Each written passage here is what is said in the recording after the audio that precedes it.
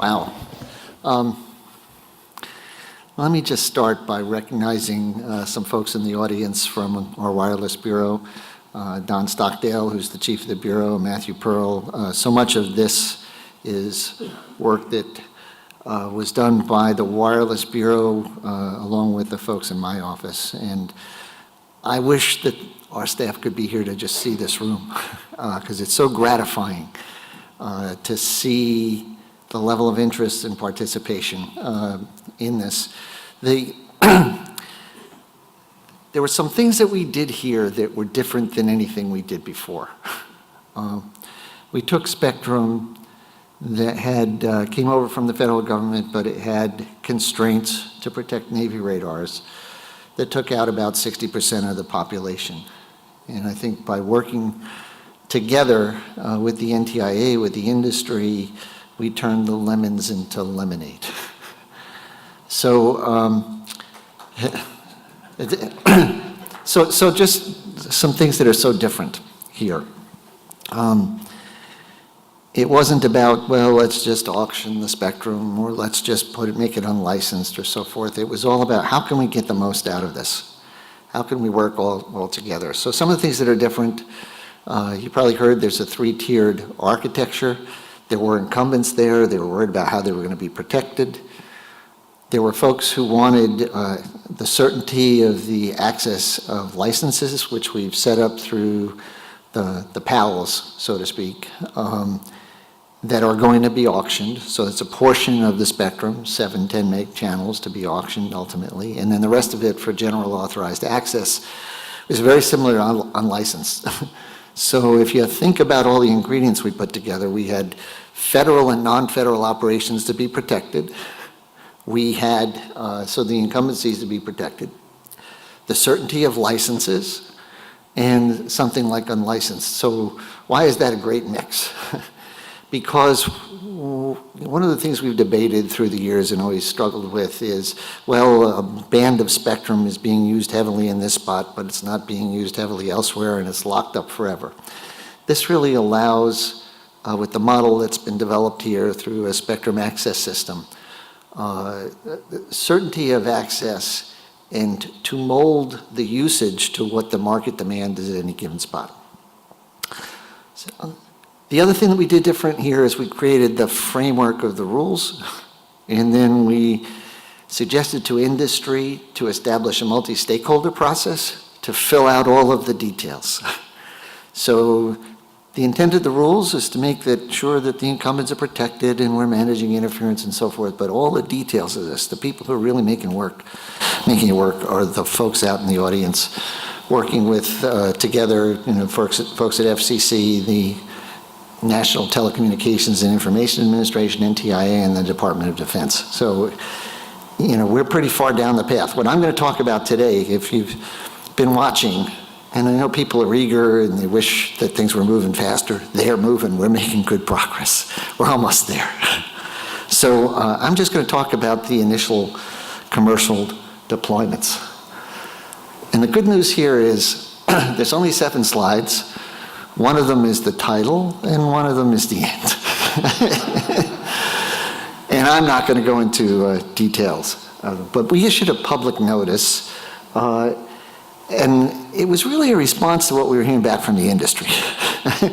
It was, gee, we're going through all this process of setting up a spectrum access system, but where's the end? When do we get to start to deploying things? So we mapped out in this public notice a way to actually start the commercial deployments and to kick the tires, so to speak, of the system. Which is not to say that there are any doubts about whether it's going to work. It's just like, it's more like a software system if you think about it. You do a little bit of the beta testing, you do a lot of the work, and you're pretty sure you've got it right.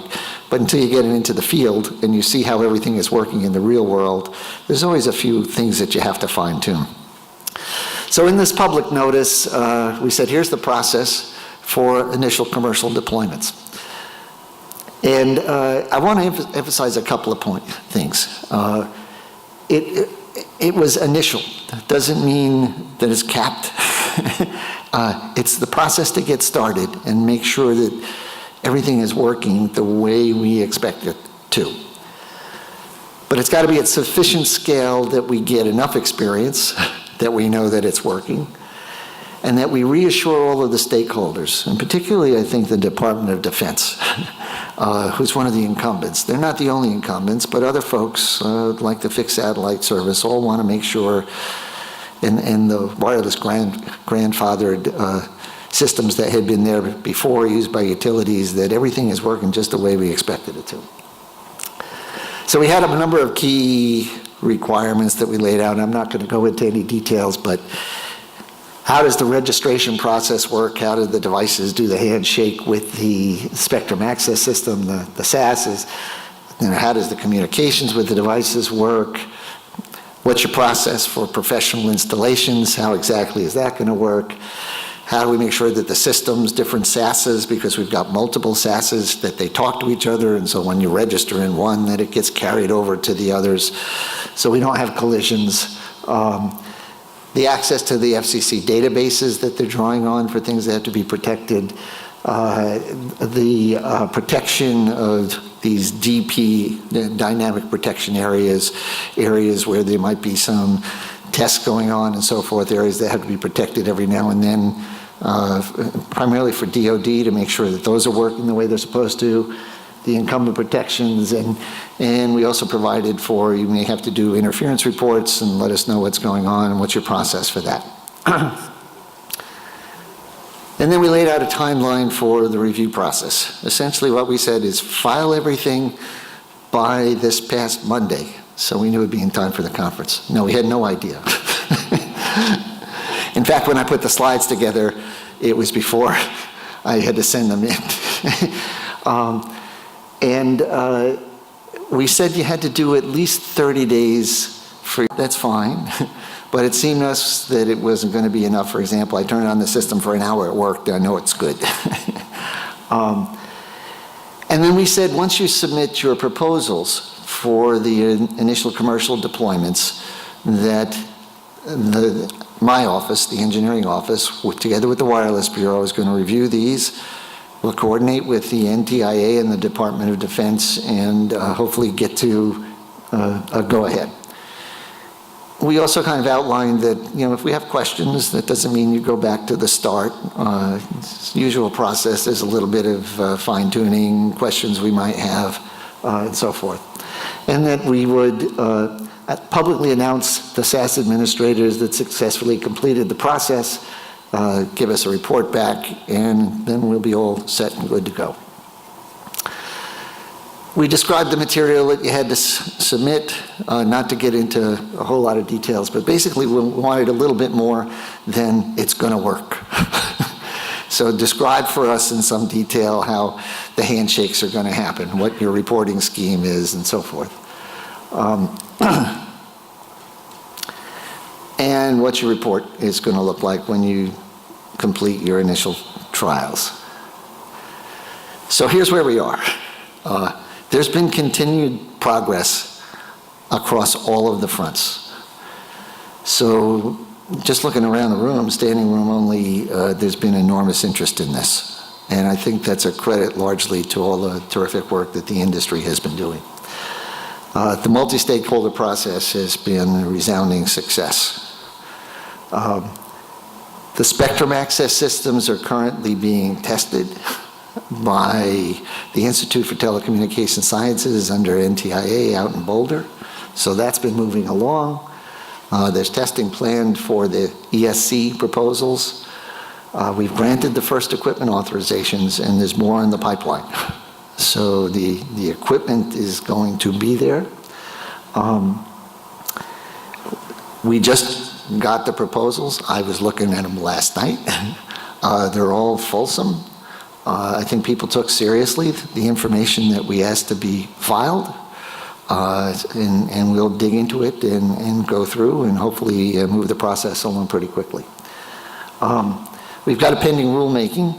I think there's action that's going to be taken on that pretty soon. You'll probably hear more on that in other sessions. And That's it. The only other thing I wanted to say is just listening to the variety of devices and plans and the different kinds of parties that are interested in this, it's stunningly exciting. So it's up to all of us to make sure that this works just the way we planned. I'd be happy to take a question or two if you want. Yeah, sure. Thank you. No. It was so quiet. This is the quietest audience I've ever heard of 200 people. I thought I saw a question out there someplace. Sorry, I got one question. Sure. So Simon Linder from Rivada. I was a little bit curious about the ESCs and how long the testing might take to get the DoD satisfied on that. So I won't, I know people thirst for a number. All I will tell you, it's moving faster than I thought it would. I mean, you can interpret that, but you know, I think the folks out at Boulder are gearing up to go through the test of it. They're working hand in hand with the stakeholders. So it's, you know, we thought it was going to take well into next year, and I'm hoping it's going to be much sooner than that.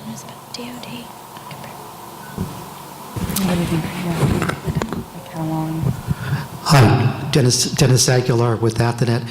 So you said that initial commercial deployments were initial. So as people hear about this, they want to get on board after this initial submittal. How do they do that? What's the plan for that? So, for a few things. I think most of the filings had parts of the information that were confidential. And the reason they did that is they didn't necessarily want to say who they were working with from their customer standpoint. So in terms of getting on board, you know, what I'd suggest, you may talk to any or all of the SaaS operators. I think they had different, in the public files there was enough specificity about the organizations they were working with.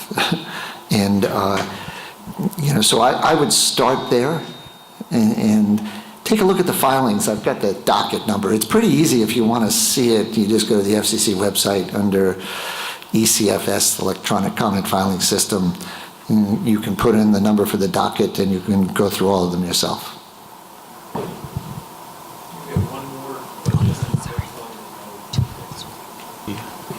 Julius, just wanted to get your perspective on the incumbents. To what extent you think, as the chipset costs come down by an order of magnitude, 100x or what have you, that you'll see the incumbents start to become heavier users in the band themselves and perhaps, you know, just reclaiming some of that priority.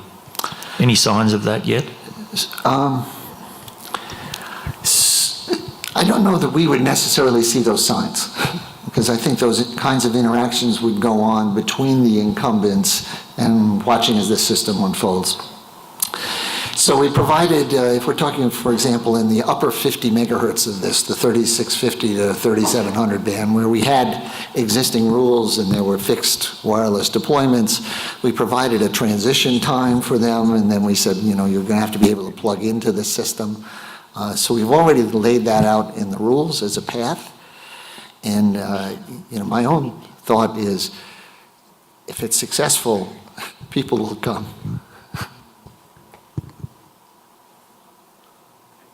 Thank you. Thanks all of you.